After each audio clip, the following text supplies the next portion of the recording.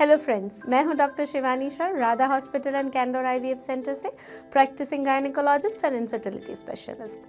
आज के इस वीडियो में हम बात करेंगे कि पीसीओडी में आपको कौन कौन सी एक्सरसाइजेस करनी है।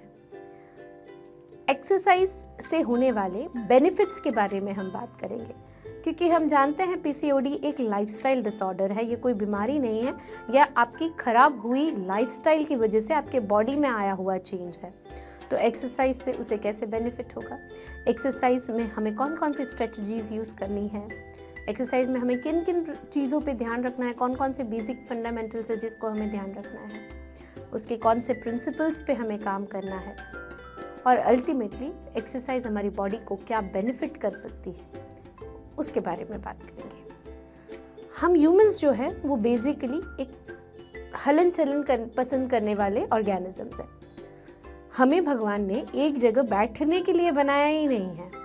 जब हमारी लाइफस्टाइल में मोबिलिटी कम हो जाती है, एक्सरसाइज कम हो जाती है, हम अपने बॉडी पार्ट्स का एम्बुलेटरी यूज़ करना बंद कर देते हैं, तब हमें लाइफस्टाइल डिसीजेस होती है। एक्सरसाइज कहा जाता है कि आपको 150 minutes a week aerobic exercise करनी चाहिए एंड इन दैट 1 वीक आपको 2 days strength training exercise, muscle strength training exercise करनी चाहिए। और ये जो डेटा है ये बहुत लंबे समय के ह्यूमन बॉडी के रिसर्च पे से डराइव हुआ है कि एक्सरसाइज हमारी बॉडी के लिए उतना ही ज़रूरी है जितना ऑक्सीजन ज़रूरी है, जितना हमारा सांस लेना ज़रूरी है, जितना हमारा टाइम पे खाना ज़रूरी है, जितना हमारा टाइम पे सोना ज़रूरी है। अगर हमारी लाइफस्टाइल को हम ऐसे बैलेंस करेंगे तो हमें लाइफस्टाइल डिसऑर्डर नहीं होगा। हम महिलाएं अक्सर हमारी लाइफ जब से शुरू होती है तब से लेके जब तक हम अपनी लाइफ को पूरी तरीके से जीते हैं, हम किसी न किसी तरीका कॉम्प्रोमाइज़ हमेशा अपनी हेल्थ के साथ करते हैं। एडोलेसेंट गर्ल्स है तो पढ़ने का टेंशन, पीरियड्स में होने की वजह से डिस्कम्फर्ट, पीरियड्स के टाइम घर का काम न कर पाना या पढ़ाई में ध्यान न लगना, प्री मेंस्ट्रुअल सिम्टम्स होने का डिस्टर्बेंस, शादी की उम्र में फेशियल डिसफिगरमेंट, पिंपल्स आ जाना, एक्नीज हो जाना, हेयर ग्रोथ बढ़ जाना, लुक कॉम्प्रोमाइज़ होने का टेंशन, शादी के बाद फर्टिलिटी का प्रॉब्लम, बुढ़ापे में irregular menses, heavy bleeding, diabetes, hypertension, इन सब का प्रॉब्लम। इन सब चीज़ों में हम अपने लाइफस्टाइल को इतना हम कॉम्प्रोमाइज़ कर चुके हैं कि हमने हमारी बॉडी की तरफ ध्यान देना ही बंद कर दिया है। इसलिए आपका एक्सरसाइज करना बहुत ज़रूरी है।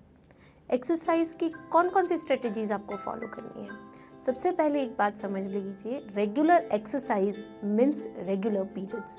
अगर आप अपने एक्सरसाइज के रूटीन में रेगुलर है तो आपको पीरियड्स रेगुलर ही आएगा। जब पीरियड्स रेगुलर आता है तो आपके लाइफ के हर स्टेज में वो आपको बेनिफिट करता है। जैसे आप अगर एडोलेसेंट गर्ल है, अभी पढ़ाई लिखाई की उम्र है, तो आप अच्छे से कंसंट्रेट कर पाओगे, आपका दिमाग काम रहेगा, आप अच्छे से पढ़ाई कर पाओगे, हार्ड वर्क अच्छे से कर पाओगे। शादी के बाद फर्टिलिटी का, अगर आप 12 महीने में ओव्यूलेट होते हो, हर महीने एक बार ओव्यूलेट होते हो, तो आपको हर महीने पीरियड टाइम पे आएगा और आपकी फर्टिलिटी का चांस भी ज़्यादा है और एग की क्वालिटी भी अच्छी होगी और उससे आने वाला बच्चा भी हेल्दी होगा। फैमिली प्लानिंग कंप्लीट हो चुका है, ओल्ड एज में हो, तो आपका मेंसेस जितना रेगुलर होगा उतना ही ईजीली आपको मेनोपोज आएगा। आपकी बॉडी में मेनोपोज आपके इरेगुलर मेंसेस से ज़्यादा खराब हो सकता है, तो आपके लिए भी ये ज़रूरी है कि मेनोपोज तक आपको रेगुलर पीरियड्स आए, आपको डायबिटीज़ ना हो, आपको हाइपरटेंशन ना हो। रेगुलर एक्सरसाइज करने से आपकी ओवरीज वेल ऑक्सीजनेटेड रहती है और वेल ऑक्सीजनेटेड ओवरीज आपकी बॉडी में अच्छे हार्मोन सिक्रीट कर पाती है, जिससे आपका बॉडी बैलेंस में रहता है, इंसुलिन सेंसिटिविटी का कोई इश्यू नहीं आता और पीसीओडी से आप फाइट कर सकते हो। रेगुलर एक्सरसाइज से मतलब है ये नहीं कि आपने बहुत ज़्यादा एंथुजियाज़म में आके जिम ज्वाइन कर लिया, 1 महीने में 5 किलो कम कर लिया, 2 महीने में 10 किलो कम कर लिया, इसे रेगुलरिटी नहीं कहते हैं। आप शुरू करिए आराम से, अपनी सहूलियत और अपनी सहनशक्ति के हिसाब से 7 डेज अ वीक एक्सरसाइज करिए। 1 महीना, 2 महीना, 3 महीना, सिर्फ महीने के 7 दिन एक्सरसाइज करिए, पर वो 3 महीना रेगुलरली करिए। एक बार महीने में 7 दिन को एक्सरसाइज करके आपका बॉडी अडेप्ट हो जाता है तो उसको बढ़ाइए, 14 दिन 1 महीने में करिए, वैसा 2-3 महीना करिए, उसके बाद उसको 21 दिन पे ले जाइए। ज़्यादा एंथुजियास्टिक होकर हम जो भी काम करते हैं, अंत में हमारी एनर्जी लेवल डाउन हो जाती है। और जैसे मैंने बोला, exercise is very regular, it's like your breathe, it's like oxygen in your body, वो आपको रेगुलरली करनी है। एक्सरसाइज को लेके बहुत से रॉन्ग फंडा है कि सिर्फ चलना is exercise, that is not right. आपको वेट ट्रेनिंग एक्सरसाइज करनी पड़ेगी, क्योंकि जब आप वेट ट्रेनिंग एक्सरसाइज करते हो तब आपके बॉडी के इनवॉलेंट्री ऑर्गन्स, आपके brain, lungs, heart, liver, pancreas, ये सब बॉडी में के जो ऑर्गन्स हैं उनको कंट्रोल मिलता है, उनको स्ट्रेंथ मिलती है। तो वेट ट्रेनिंग एक्सरसाइज सिर्फ मसल्स के लिए भी नहीं है, आपके इनवॉलेंट्री ऑर्गन्स की फंक्शनिंग के लिए भी ज़रूरी है। तो वेट ट्रेनिंग एक्सरसाइज भी बहुत ज़रूरी है और minimum 2 days a week weight training exercise compulsory आपको करनी चाहिए। उसका दूसरा बेनिफिट ये है कि एक आफ्टर बर्न करके एक टर्मिनोलॉजी है। आफ्टर बर्न मतलब एक्सरसाइज के दरमियान तो आपके 30 से 40 मिनट जो आप विगरस एक्सरसाइज कर रहे हो, पसीना गिर रहा है ऐसी एक्सरसाइज कर रहे हो, उसके बाद कि जो 36 to 48 आवर्स है, तब आपकी बॉडी फैट बर्निंग शुरू रखती है। आप खुद बेनिफिट सोचिए, सिर्फ 30 से 40 मिनट की एक बार एक्सरसाइज और उसका बेनिफिट 3 दिन तक आपकी बॉडी को मिलता है। 36 to 48 आवर्स तक आपका बॉडी का फैट अपना जो बेसल मेटाबॉलिक रेट है उसको हाई रखने के लिए अंदरूनी तौर पे बर्न होता रहता है। तो आपका वेट रिडक्शन, इंच रिडक्शन ज़्यादा बेहतर तरीके से होता है। तो after burn is very important thing and very beneficial thing, जिसके लिए हम कहते हैं कि वीक में 2 बार वेट ट्रेनिंग एक्सरसाइज बहुत ज़रूरी है। बेसिक एक्सरसाइज जो है वो आपकी कार्डियो रेस्पिरेटरी ट्रैक को इम्प्रूव करे, जिसे कार्डियो पल्मोनरी एक्सरसाइज कहते हैं, वो ज़रूरी है। अब कार्डियो मतलब तेज़ी से चलना, जॉगिंग, रनिंग, बट कितना अच्छा हो अगर हम इस चीज़ को किसी स्किल के साथ ज्वाइन कर लें, यानी आपको कार्डियो एक्सरसाइज भी हो और उस टाइम में आपकी लाइफस्टाइल में एक स्किल ऐड हो।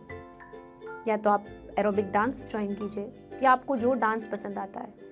गुजरातियों को गरबा ज़्यादा अच्छा लगता है तो आप गरबे के क्लासेस भी कर सकते हो कि जिसमें आपकी एरोबिक एक्सरसाइज हो। स्विमिंग पसंद है, स्विमिंग ज्वाइन कर लीजिए, बैडमिंटन, टेनिस, कोई भी गेम स्पोर्ट चूज कर लीजिए। कार्डियो का कार्डियो, स्किल डेवलपमेंट की एंड बॉडी बेनिफिट, पीसीओडी से छुटकारा, ये सब चीज़ें आपकी हो सकती है। मैं पर्सनली फोकस करती हूँ योगासन्स पे, बिकॉज योगा जो है वो आपकी बॉडी के एनर्जी को स्ट्रीमलाइन करता है। Your body is nothing but it is made up of an energy. Body का जो पूरा बैलेंस है उससे योगासन से वो पूरा बैलेंस मेंटेन होता है, एनर्जी स्ट्रीमलाइन होती है, आपका दिमाग काम होता है, आपकी बॉडी में सर्कुलेशन अच्छे से बढ़ता है, आपका कॉन्शियस लेवल इम्प्रूव होता है, आप अपने बॉडी के ऑर्गन्स के प्रति और ज़्यादा सतर्क हो जाते हो और नेचुरली आपका बॉडी एक पॉजिटिव एनर्जी से भर जाता है। और अगर आपके बॉडी में पॉजिटिव एनर्जी है तो नेगेटिव एनर्जी जो इन डिसीज से आती है वो आपको लगेगी ही नहीं। तो योगासन्स आर वेरी नेसेसरी। हमें कोई हार्ड कोर योगा या एडवांस योगा नहीं करना है। अगर आप डेली के सूर्य नमस्कार करोगे तो भी आपकी पूरी बॉडी उसमें एडप्ट होगी। आपका एब्डोमेन है, बैक है, स्पाइन है, ये सब चीज़ों पे सूर्य नमस्कार वर्क करता है। पर ज़रूरी है कि आप एक योगा ट्रेनर से सीखें बजाय के किसी को देख के कॉपी करें। अब हम बात करेंगे कि हमें कौन कौन सी स्ट्रेटजीज़ यूज़ करनी है, कौन कौन से प्रिंसिपल्स ध्यान रखने हैं एक्सरसाइज के लिए। सबसे पहली चीज़, जो एक्सरसाइज में वेरिएशंस होते हैं, सबसे पहला होता है उसमें कार्डियो रेस्पिरेटरी एक्सरसाइज, जैसा मैंने बताया आपके लंग्स और हार्ट्स को मजबूत करने वाली एक्सरसाइज। उसके बाद होता है वेट ट्रेनिंग में मसल स्ट्रेंथ, जो आपके मसल की स्ट्रेंथ को, आपका एक मसल या ग्रुप ऑफ मसल कितने फोर्स से काम कर सकता है वो मसल स्ट्रेंथ कही जाती है, उस पर वर्क करता है। फिर आता है मसल एंड्योरेंस, मतलब आपके मसल या group of muscles repeated activity कितनी बार कर सकते हैं, जैसे 15 बार स्क्वाट किया या 20 बार स्क्वाट किया, इसे एंड्योरेंस कहते हैं। आप कितनी बार एक रिपीटेड एक्सरसाइज कर सकते हैं। फ्लेक्सिबिलिटी, आपकी बॉडी में आपके जॉइंट्स कितने फ्लेक्सिबल है, स्टिफ बॉडी तो नहीं। And fifth thing is body composition, यानी आपकी बॉडी में फैट का मास कितना है। अगर आप इन 4 चीज़ों पे, cardio respiratory, muscle strength, muscle endurance and flexibility पे काम करोगे तो आपका बॉडी कंपोजिशन अपने आप इम्प्रूव होगा, आपका बॉडी फैट अपने आप कम होगा, मसल एंड बोन डेंसिटी अपने आप इंक्रीज होगी। इसके लिए हमें कौन कौन सी चीज़ें ध्यान में रखनी है? इसके लिए 5 प्रिंसिपल्स हैं जो आपको फॉलो करने पड़ेंगे।